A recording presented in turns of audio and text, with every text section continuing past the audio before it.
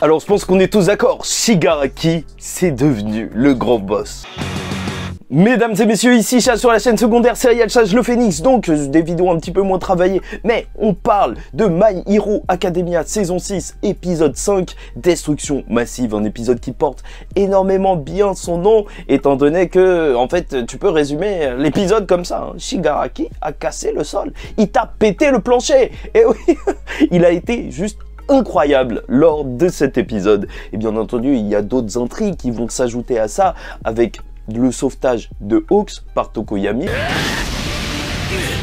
En plus, les ailes de Hawks ont été brûlées par Dabi. Est-ce que c'est la symbolique du sauveur qui ne peut plus sauver parce qu'il n'a plus ses ailes, il ne mérite plus d'être héros? Peut-être bien, je ne sais pas. Et je trouve que cette scène, en plus, elle avait beaucoup d'émotions à travers les yeux de Tokoyami, qui voit en fait son maître Hawks comme un réel mentor, un exemple à suivre en fait, en quelque sorte. Et le voir apprendre qu'il a tué Twice dans le dos comme ça, le voir trembler, c'est une scène qui a marché, c'est une scène qui a vraiment marché. En plus, je sens vraiment la tension avec en fait Dark Shadow qui ne peut pas justement bien être utilisé à cause de la lumière provoquée par les flammes.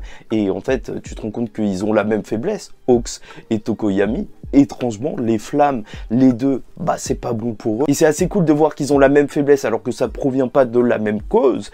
Et là où ça va être intéressant, c'est qu'ils vont réussir à s'enfuir, bien entendu, lorsque Apocrypha, donc Ketten, va justement utiliser plein de glace autour de lui. Donc je vous rappelle, un membre du groupe de Redestro est peut-être le plus puissant. Et bien sûr, en fait, ça nous présente au moins les deux personnages qui, on va pas se mentir, voilà, toutes les théories convergent vers le fait que soit Dabi, soit ce mec sont en fait peut-être l'enfant d'Endeavor qu'on ne connaît pas, l'enfant qui est mort, celui qui a provoqué le drame dans la famille d'Endeavor. Voilà, les Todoroki, voilà, qui est-il? Voilà, je vous laisse faire vos paris.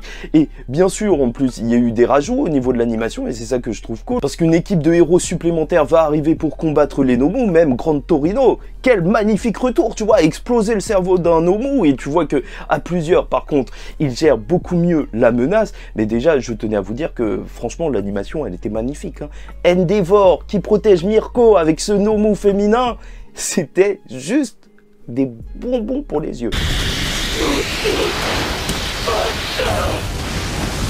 Franchement, lors de cet épisode, t'as des Sakuga un petit peu partout, comme ça te met ultra bien. Et bien sûr, donc, le gros sujet de cet épisode, c'était donc le réveil de Shigaraki, avec un X-Less qui... Grand respect aux soldats. C'était un héros, un vrai, qui aura détruit les balles anti-alter. Et ça, c'est cool parce que il faut dire que c'est ultra dangereux, cette capacité, enfin ces petites balles. Et malheureusement, en fait, Shigaraki va se réveiller devant lui avec l'eau qui sortait du tube et ensuite aussi un câble avec de l'électricité, défibrillateur de la Hesse, tu vois. Il s'est réveillé comme ça. Oh! Et d'un coup, là, tout a changé. Et c'est ça qui est vraiment très très fort parce que dès le début, en fait, il se réveille, le premier truc qu'il fait, c'est il va s'habiller. Comment il va s'habiller? Bah, il supprime X-Less et il prend sa cape. Et déjà, bien sûr, on peut se dire que c'est beau, en fait. Parce que...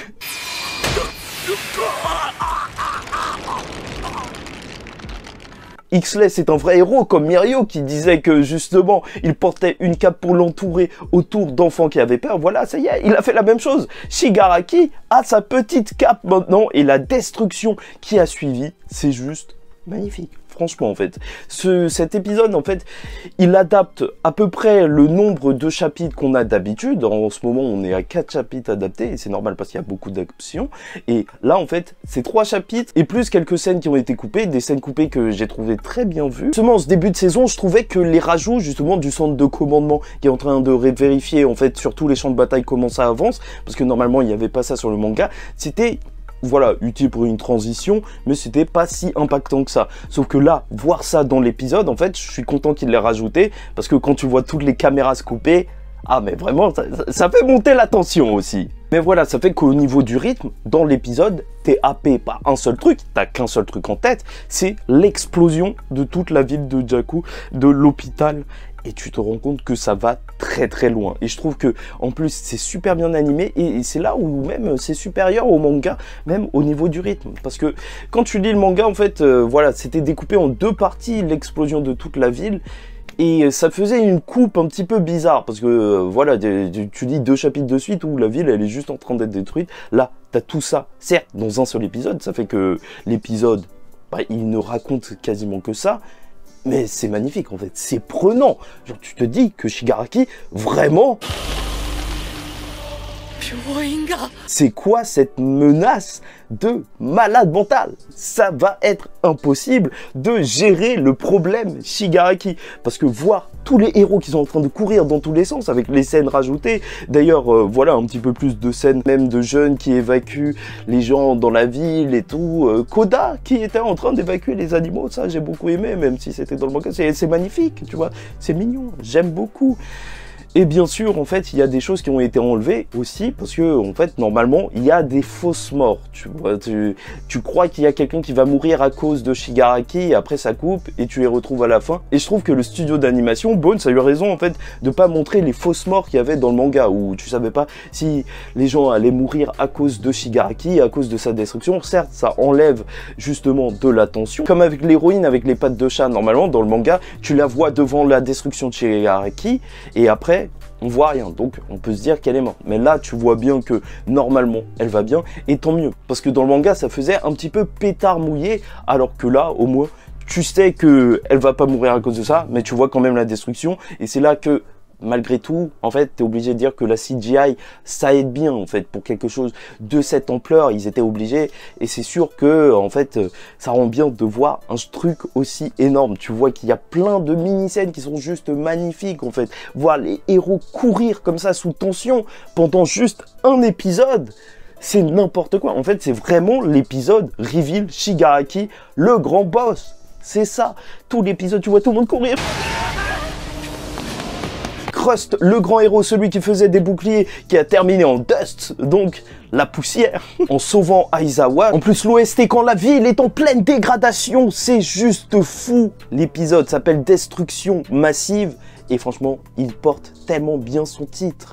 C'est carrément une calamité naturelle. T'as l'impression que c'est un désastre naturel. C'est juste fou. Franchement, qu'est-ce que c'est bon. Vraiment, cet épisode, c'était juste ça, une fuite en avant où tout le monde essayait de sauver sa peau. Et c'est ça qui est juste magnifique. Tu ressentais la tension jusqu'à la fin, justement, où, bien sûr, t'as Deku qui va recevoir un appel carrément du premier utilisateur pour lui dire que son combat arrive. Et n'oublions pas que lors de cet épisode, quand même, Deku, il a lâché le 45%, oui! Et Shigaraki qui même en fait entend All for One, donc on peut se demander s'il va se passer un petit peu la même chose, est-ce qu'il peut communiquer avec All for One et tout. Mais surtout, ça y est, maintenant qu'il est réveillé, il appelle Makia. Et là, quand Makia arrive, tu sens que oh, c'est juste incroyable, le Makia qui crie et tout. Non, franchement, ultra prudent. Bien sûr, avec la destruction de toute cette ville, on peut se demander si... Et je pense que beaucoup de personnes se le demanderont, est-ce que Shigaraki est trop fort?